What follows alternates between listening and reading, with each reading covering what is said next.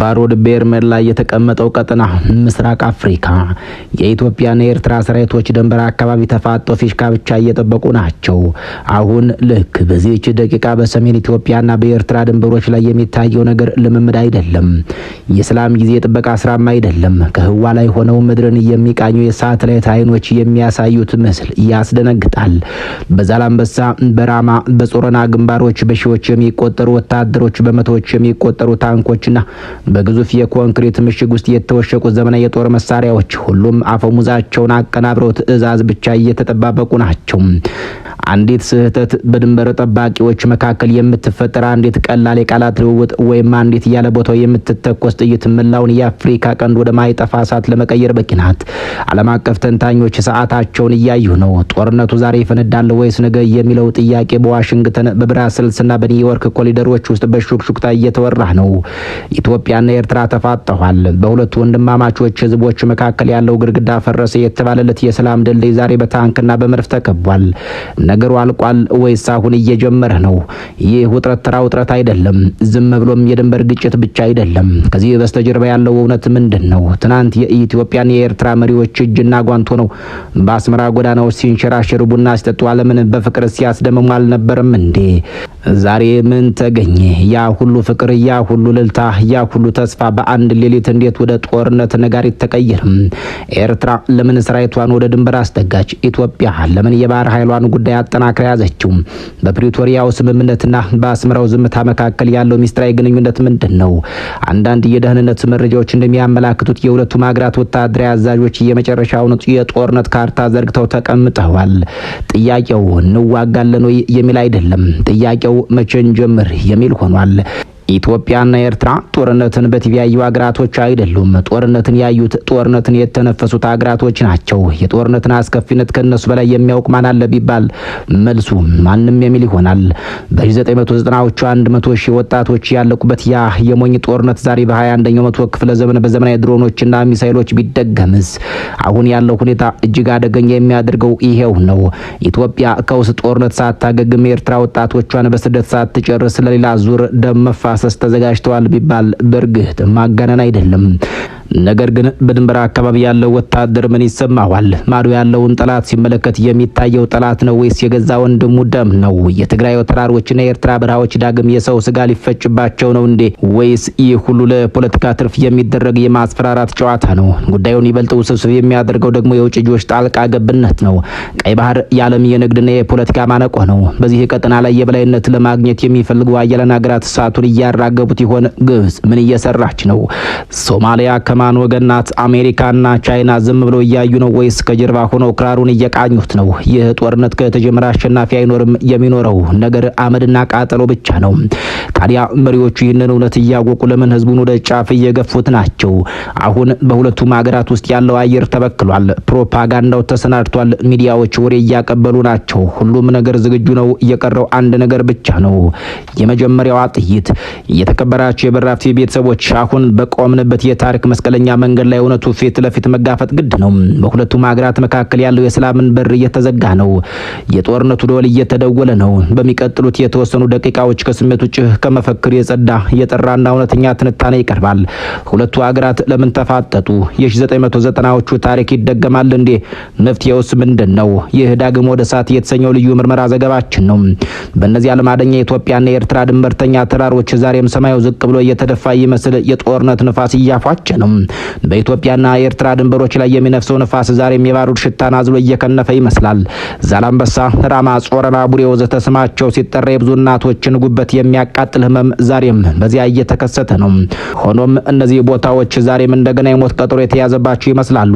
ዓለም አቀፍ ሚዲያዎች በኢትዮጵያና በኤርትራ መካከል ጦርነቱ በማንኛውም ሰዓት ሊፈነዳ ይችላል እያሉ እየዘገቡ ናቸው። ሳተላይቶች የሁለቱም ሀገራት የሰራዊት ክምችት ህዋቸው ላይ ሆነው እያሰሱ ናቸው። በሁለቱም በኩል ያለው ዝምታ ግን ከጩኸት በላይ ይረብሻል። ይህ ዝምታ ተራ ዝምታ ብቻ አይደለም። አውሎ ንፋስ ከመምጣቱ በፊት ቀድሞ የሚያረበው ያ አስፈሪ ጸጥታ ነው። ኢትዮጵያና ኤርትራ አንድ ቋንቋ የሚናገሩ፣ አንድ እንጀራ የሚበሉ፣ አንድ ባህር የሚጋሩ ነገር ግን በታሪክ አጋጣሚ ጠመንጃ የተማዘዙ ህዝቦች ናቸው። በሁለቱ ሀገራት ድንበር አካባቢ ያለው ውጥረት ጥራ የፖለቲካ ቁማር ብቻ አይመስልም ወይስ ዳግም ወደማይመለስ የደም አዘቅት ውስጥ ለመግባት እየተደረገ ቅድመ ዝግጅት ነው? ይህ መሰናዶ ከታሪክ መዝገብ እስከ ዛሬው እውነታ ከቤተ መንግስት ሽኩቻ እስከ ድንበር ጠባቂ ወታደር ስሜት ድረስ ዘልቆ የሚዳስስ ነው። የተከበራችሁ የብራቱ ቤተሰቦች እስከ ዝግጅቱ ፍጻሜ አብራችሁን ቆዩ።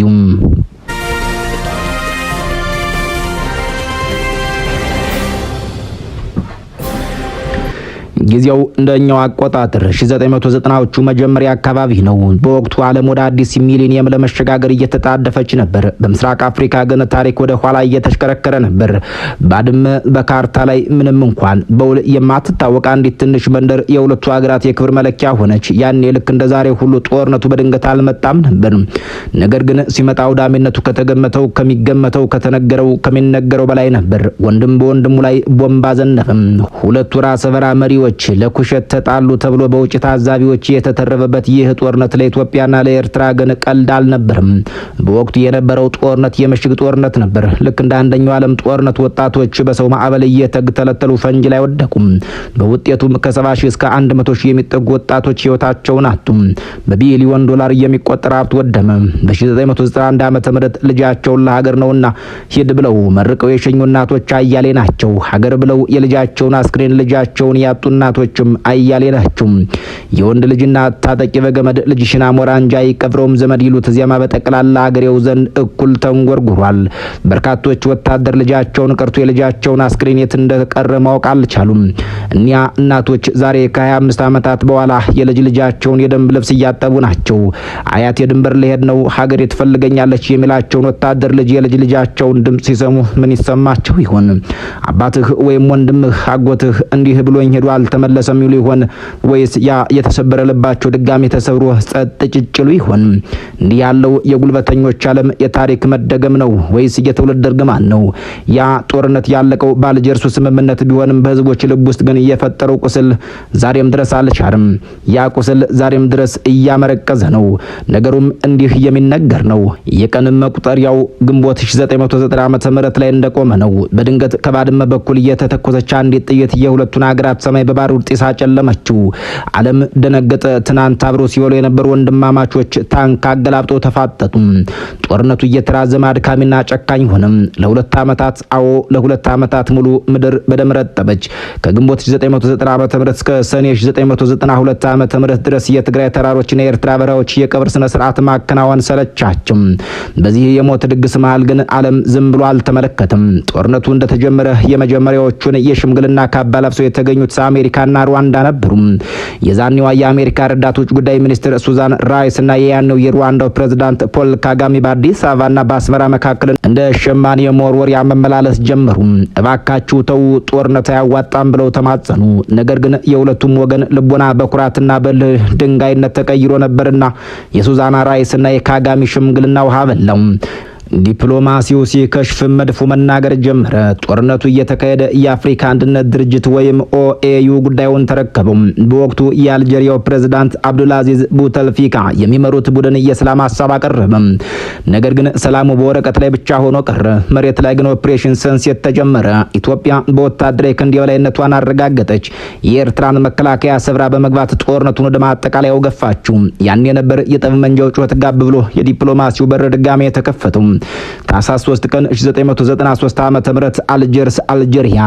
አዳራሹ ባለም ታላላቅ መሪዎች ተሞልቷል። የተባበሩት መንግስታት ዋና ጸሐፊ ኮፊ አናን፣ የአሜሪካ ውጭ ጉዳይ ሚኒስትር ማድሊን ኦልብራይት፣ የአልጄሪያው ፕሬዝዳንትና የአፍሪካ መሪዎች ታድመዋል። ሁሉም አይኖች ጠቅላይ ሚኒስትር መለስ ዜናዊና ፕሬዝዳንት ኢሳያስ አፈወርቂ ላይ አርፈዋል። ሁለቱ መሪዎች በፊርማቸው ጦርነቱን ለማቆም ድንበሩን በህግ ለመወሰንና ካሳ ለመክፈል ተስማሙ። ይህ የአልጀርስ ስምምነት ተብሎ በታሪክ ተመዘገበ። የተባበሩት መንግስታት ድርጅት ወይም ዩናይትድ ኔሽን ሚና በዚህ ወቅት እጅግ ግዙፍ ነበር። ስምምነቱን ተከትሎ የተባበሩት መንግስታት የጸጥታው ምክር ቤት ዩናይትድ ኔሽን ሚሽን ኢን ኢትዮጵያ ኤንድ ኤሪትሪያ የተሰኘ ግዙፍ የሰላም አስከባሪ አላቋቋመም። በሺዎች የሚቆጠሩ የዓለም ወታደሮች ሰማያዊ ቆብ ያጠለቁ በሁለቱ ሀገራት መካከል በ25 ኪሎ ሜትር ርቀት ጊዜያዊ የጸጥታ ቀጠና ወይም ቴምፖራሪ ሴኩሪቲ ዞን ፈጥረው ተሰማሩ። የተባበሩት መንግስታት ለዓመታት ሁለቱ ወገኖች ድጋሚ ወደ እሳት እንዳይገቡ አጥር ሆኖ ቆየ። የጦር መሳሪያ ማዕቀብ ጣለ። ኮሚሽን አቋቁሞ ድንበሩን ለማካለል ከፍተኛ ጥረት አደረገም። ነገር ግን ወረቀት ላይ የተፈረመው የሰላም ስምምነት ልብ ውስጥ አልገባም ነበር። የድንበር ኮሚሽኑ ውሳኔ ባድመን ለኤርትራ የሰጠው ውሳኔ በኢትዮጵያ በኩል በመርህ ደረጃ እንቀበላለን በሚል ተንጠልጥሎ ቀረም። ኤርትራ ደግሞ መሬቴን ሳላገኝ አልደራደርም አለች። ሰላም አስከባሪው የተባበሩት መንግስታት ድርጅትም ተስፋ ቆርጦ ሻንጣውን ጠቅልሎ ወታደሮቹን ሸክፎ አካባቢውን ለቆ ወጣም። በአልጀርስ የተጀመረው ተስፋ አስመራና አዲስ አበባ ላይ በርግጥ ደበዘዘም። ያ ሁሉ ዲፕሎማሲ፣ ያ ሁሉ ያለም ርብርብ ጦርነት አይኖርም፣ ሰላም አይኖርም በዲፕሎማሲው አንደበት ወይም ኖ ዋር ኖ ፒስ በሚል አስቀያሚ የታሪክ ምዕራፍ ተተከም። ወደ ቤተ መጻሕፍት ዘልቀን አቧራ የለበሱ የታሪክ መዝገቦችን እናውርዳቸው። ብዙዎቻችን የ990ዎቹን ጦርነት የምናውቀው የድንበር ግጭት፣ የባድመ ወረራ በሚል አጠቃላይ መጠሪያ ነው። የታሪክ ምሁራንና የፖለቲካ ተንታኞች እንደሚናገሩት ያ ጦርነት ስለ መሬት ብቻ አልነበርም። መሬቱ ባድመ የነገሩ መነሻ እንጂ የነገሩ ምንጭ ወይም የነገሩ መጨረሻ አልነበረችም። በዚህ ረገድ ኮሎኔል ተወልደ ወልደ የትንሳኤ ባድመ እንደ ምክንያት በሚል ርዕስ በጻፉት ድንቅ መጽሐፍ ላይ አንድ ወሳኝ እውነት ጠቅሰዋል። ጸሐፊው እንደሚሉት ጦርነቱ የፈነዳው ባድመ ላይ ቢሆንም ባሩዱ ሲቦካ የቆየ ጉዳይ ነው። ጉዳዩ የድንበር ሳይሆን የኢኮኖሚና የፖለቲካ የበላይነት ነበር። ኤርትራ በ1985 ዓመተ ምህረት ነጻነቷን ስታውጅ ከኢትዮጵያ ጋር የነበራት ግንኙነት እንደመላቀቅ እንደማይችሉ መንትዮች ብቻ ነበር። በ1990ዎቹ አጋማሽ ኤርትራ የራሷን ገንዘብ ናቅፋን ስታስተዋውቅ ነገሮች መሻከር ጀመሩ። ኢትዮጵያ በበኩሏ በናቅፋ የምትገበያዩ ከሆነ የንግድ ልውውጣችን በዶላር ይሁን የድንበር ንግዳችንም ስርዓት ይበጅለት ስትል የአስመራው መንግስት ይህንን እንደ ኢኮኖሚያዊ ጦርነት ቆጠረም።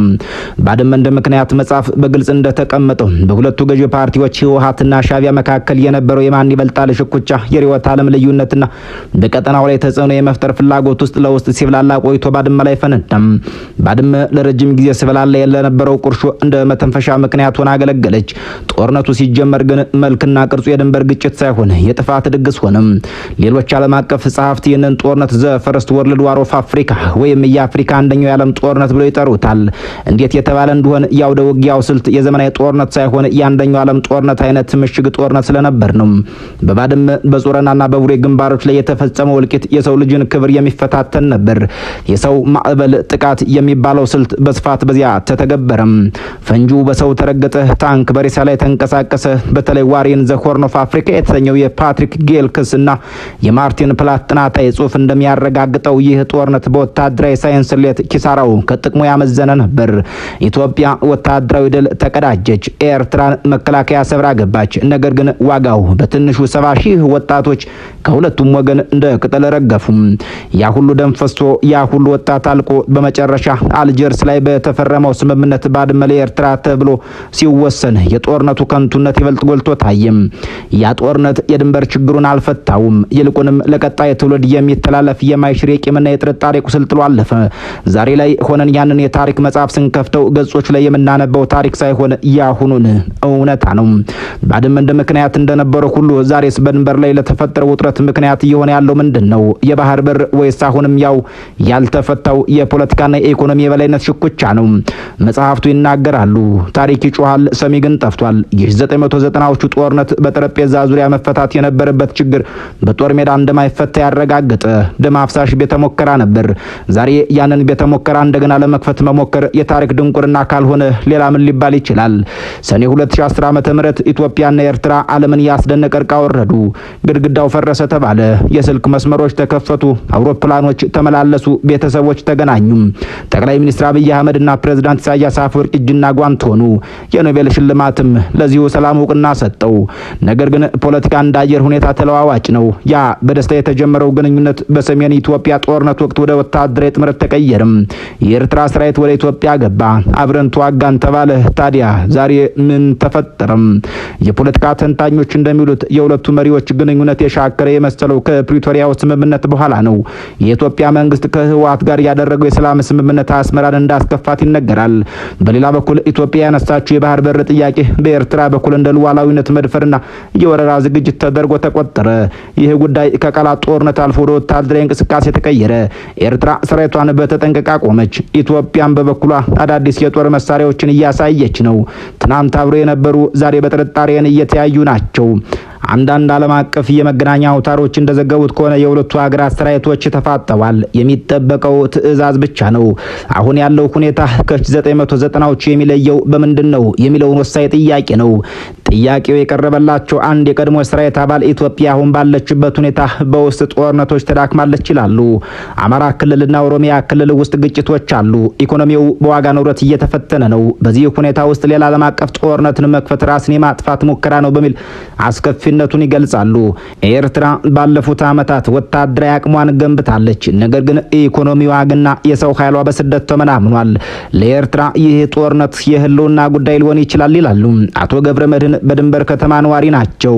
በቀን ቀን መነጽር አድርገው ወደ ማዶ እናያለን ይላሉ። ኤርትራም ሀገራችን ኢትዮጵያም ሀገራችን ሆነን መሀል ሰፋሪ ሆነን ተበጠበጥን ይላሉ።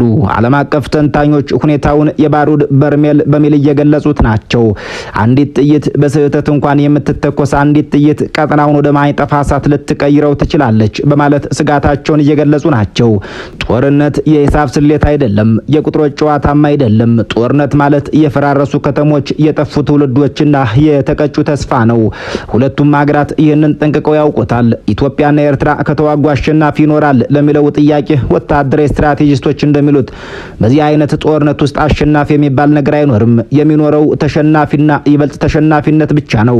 ኢትዮጵያ የባህር በር ብታገኝ እንኳን በደም የተገነባ ወደብ ምን ዋጋ አለው? ኤርትራ ሉዓላዊነቷን ብታስከብርም በህዝቦቿ መቃብር ላይ የሚቆም ነጻነት ምን ትርጉም ይሰጣል?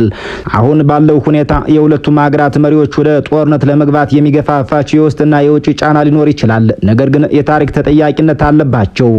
የ1990ዎቹ ጦርነት ያስተማረው ነገር ቢኖር በጠረጴዛ ዙሪያ መፈታት የነበረበት ችግር በጦር ሜዳ እንደሚፈታ ነበር። ሰዓቱ እየገፋ ነው። በኢትዮጵያና በኤርትራ ድንበሮች ላይ ፀሐይ ልትጠልቅ እየተንደረደረች ትገኛለች። ይህች ፀሐይ ነገ ስትወጣ በሰላም ተስፋ ወይስ በጦርነት ሳቱና ትወጣለች? ሁለቱም ህዝቦች ደክሟቸዋል። እናቶች አልቅሰው በቅቷቸዋል። ወጣቶች ተሰደው ሰርችቷቸዋል። አሁን የሚያስፈልገው የጦርነት ነጋሪት ሳይሆን የሰላም ጥበብ ነበር። የጠብ መንጃ ቋንቋ ሳይሆን የወንድማማቾች ውይይት ነበር። የተከበራችሁ ተመልካቾቻችን የታሪክ ስህተትን መድገም የኢትዮጵያ ጣፈንታ ነው እንዴ? ከታሪክ ተምሮ አዲስ ምዕራፍ መክፈት ያልተቻለው ለምንድን ነው? ኢትዮጵያና ኤርትራ አንድ ህዝብ ሁለት ሀገር፣ የተፋጠጡት ጠላቶች ሳይሆኑ የተቋረፉ ወንድማማቾች መሆን አይችሉም እንዴ? ጦርነት መፍትሄ ቢሆን ኖሮ ያኔ በባድመ ተራሮች ላይ የፈሰሰው ደም ለምን መፍትሄ አላመጣም? መልሱ ያለው በጊዜ ላይ ይሆናል። በያላችሁበት ዓለም ሰናይ ጊዜ የተመኘን በዚሁ እንሰናበታለን።